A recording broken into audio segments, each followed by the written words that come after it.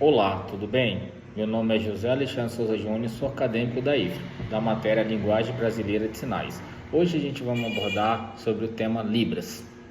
Quando a gente fala de Libra, a gente tem que se remeter ao passado, principalmente para o ano de 1855, quando Dom Pedro II convidou Ernesto Hunt a vir ao Brasil.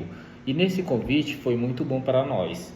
Uns dizem que Dom Pedro convidou ele, pois Dom Pedro tinha um neto, outros falam que é um parente próximo, que era surdo.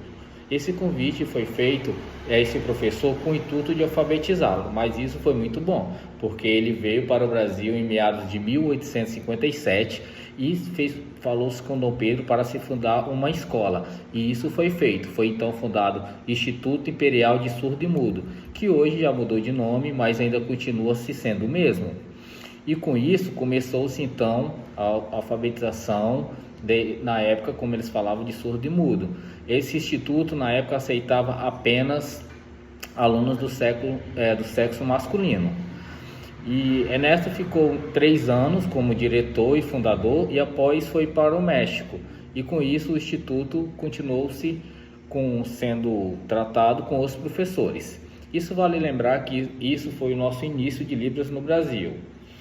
Mas quando a gente fala de pessoas de surdos, principalmente, quando a gente volta ao passado, na Europa até o século XV, dizia-se que eles eram incapacitados de aprender, mas na França, com vários professores que se desenvolviam, né, para esse aspecto e essa intenção de estar alfabetizando, foi com que começou. E esse Ernesto, ele era um aluno de uma escola dessa, então foi muito bom para o Brasil. E como surgiu a Libras? Então, a Libras nada mais é que esse alfabeto que veio de lá da França, junto com os sinais que já haviam aqui no Brasil. E com isso constituiu uma língua própria. Lembrando para vocês que Libras não é uma linguagem, ela não é uma linguagem, ela é uma língua brasileira. Ela é estudada aqui no Brasil, tá, gente? Tanto estudada como a normativa dela no Brasil. Mas isso foi um passado mais distante, um passado positivo. Já em meados de 1880, eu digo assim que todos sofreram um grande golpe, todos surdos que já estavam sendo desenvolvidos, isso foi para o mundo todo, porque houve uma conversão de Veneza. E vocês sabem que no passado as coisas aconteciam, às vezes eles achando que era para beneficiar, mas a história mostra que não beneficiou nada, às vezes atrapalhou o desenvolvimento.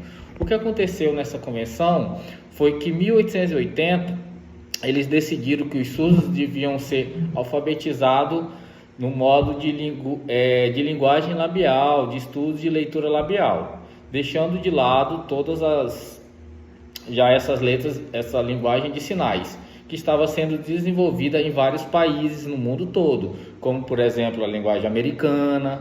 Então com isso teve um retrocesso na época, mas isso não se parou por aí. Por quê? Porque todos os surdos continuaram se comunicando, e com isso eles foram ganhando força e foram mostrando ao longo do tempo a verdadeira realidade. Em 1993 começou-se uma grande guerra, um projeto. Quando eu falo guerra, é guerra entre leis. Projetos leis para que oficializar a língua no Brasil.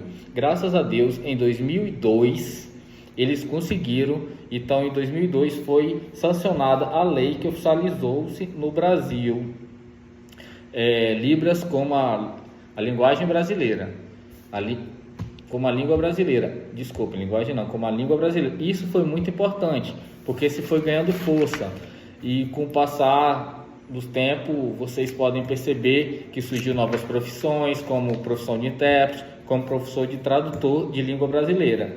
E quando você vê isso começou lá no século passado, muito tempo atrás, e que veio até para os dias de hoje. E com isso foi muito importante.